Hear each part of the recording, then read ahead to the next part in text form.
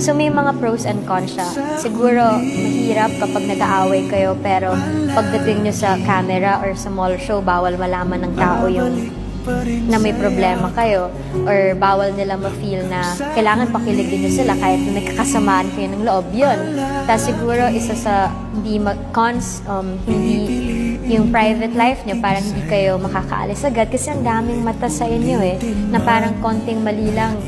Alam mo yun, hindi kayo parang regular couple na hindi papansinin yung mga iniintay na lang na magkamali kayo ng tao. Pero yung good thing done is we grew together sa lahat ng mga ginagawa, sa lahat ng mga projects. Parang iba yung feeling kapag may kasama ka. And mas secure yung feeling ko because DJ was there. And parang doble yung saya pag kayong dalawa. Siguro pinili namin na investan yung isa